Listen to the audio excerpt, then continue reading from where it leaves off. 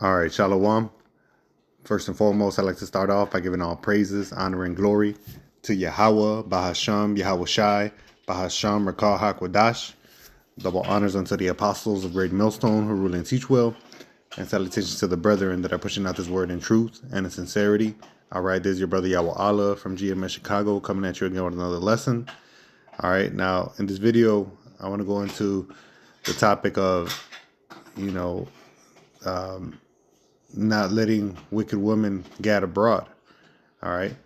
And it was inspired by this video that you see here on the screen. We're going to play it in a second. But it's the comment, it's some good info that the video says, but it's a comment that inspired it. All right.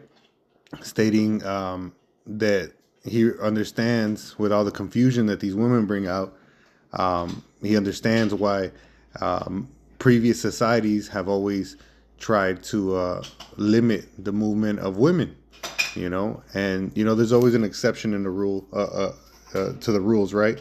Like the scriptures do talk about the elect lady, that there are some righteous women, but the truth of the matter is the majority of women are out of order. All right, they're out of the spirit of the Heavenly Father, Yahweh, in the name of His Son. All right. So without further ado, I'm going to just bring out this video, this comment, and these precepts. And I pray this is an edifying lesson. All right.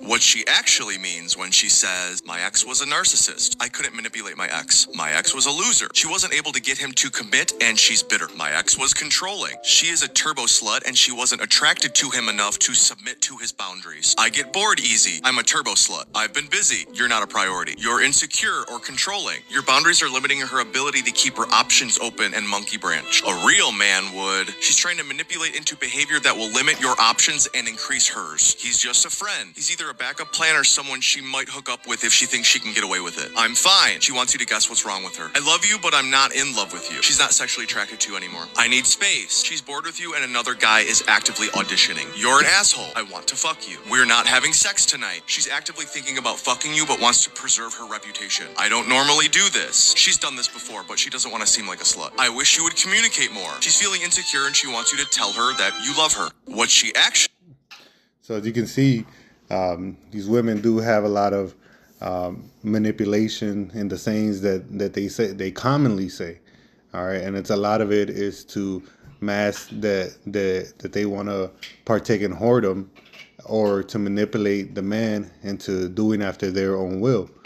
All right, and if you read the top comment here, or the one that's on the top here, it says, the more I learn about women, the more I realize why almost every past society and civilization put strict limits on what they could and could not do.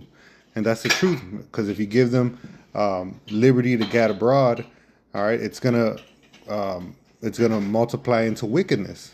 All right, the truth of the matter is that the majority of these women are given over to temptation. The scriptures say that she is the weaker vessel. All right, she was the one that was tempted with in the Garden of Eden.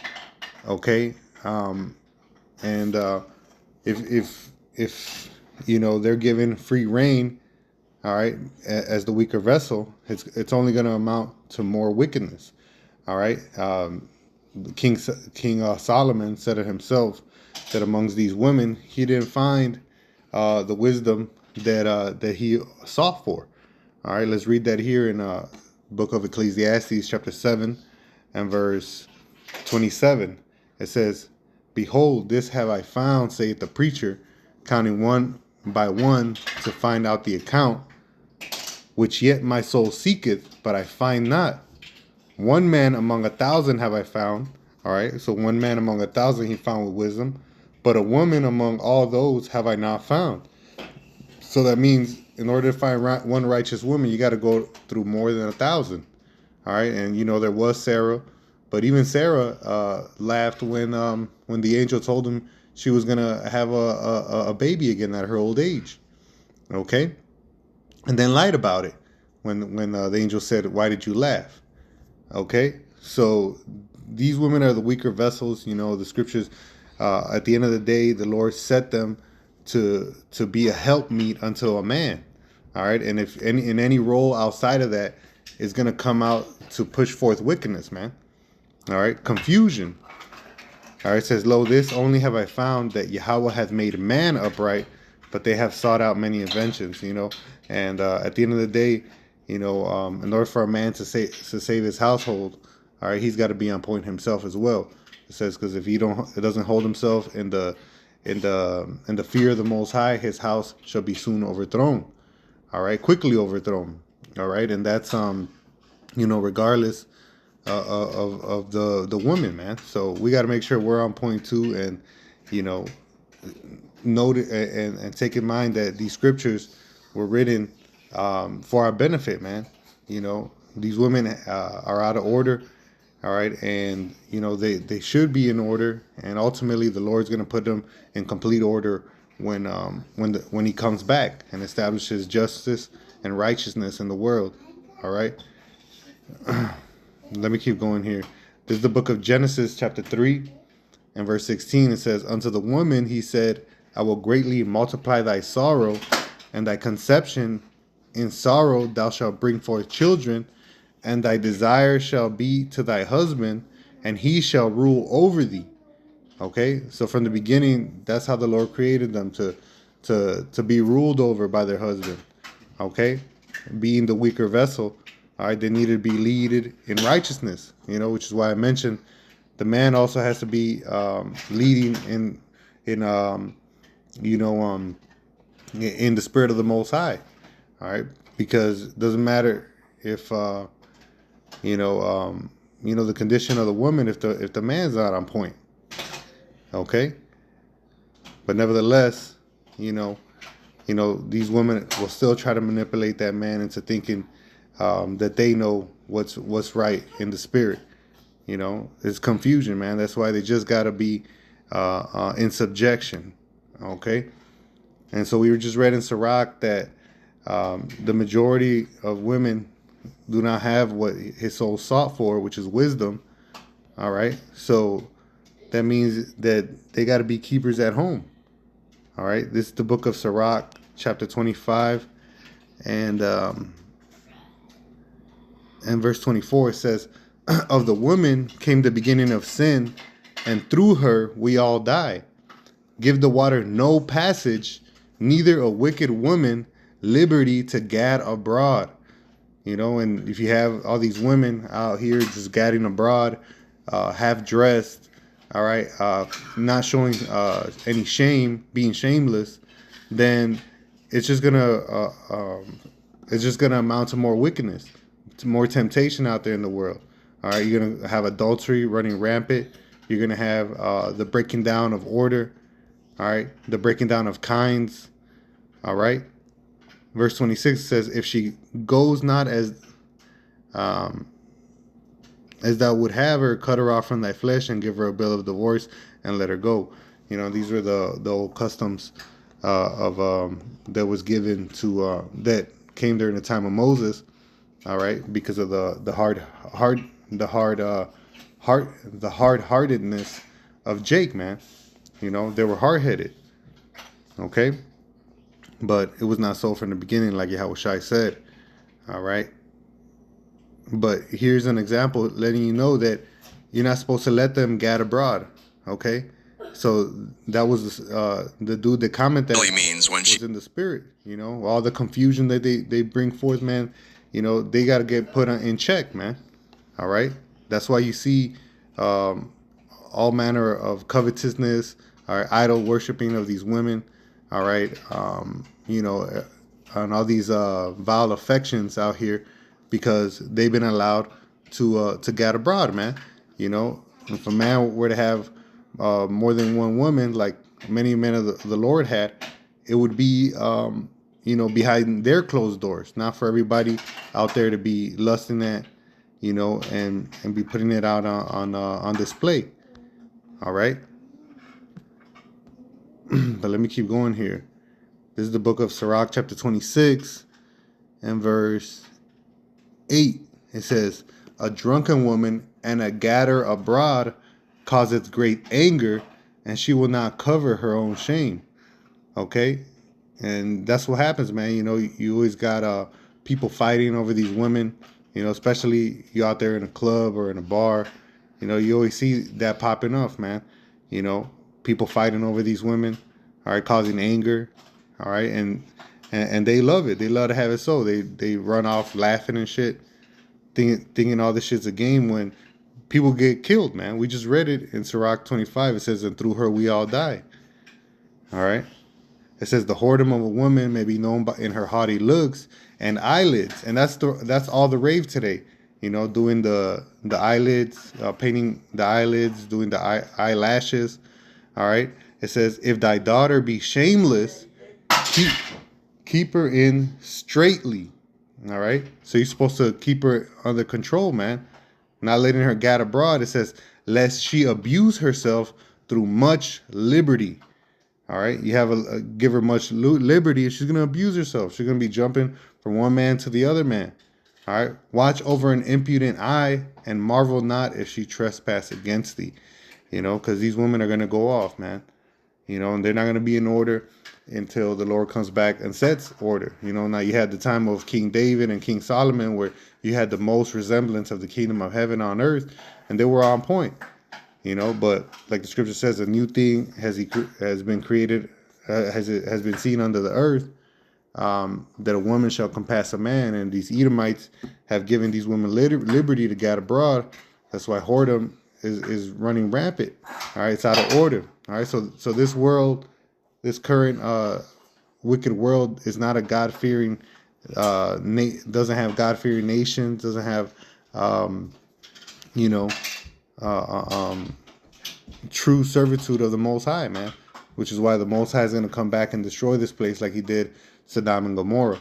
You know, and that time when the Lord comes back, then will these women be in order. All right, and then being the weaker vessel. Okay, let me jump to verse Sirach chapter 42 and verse, I believe it was the first few verses.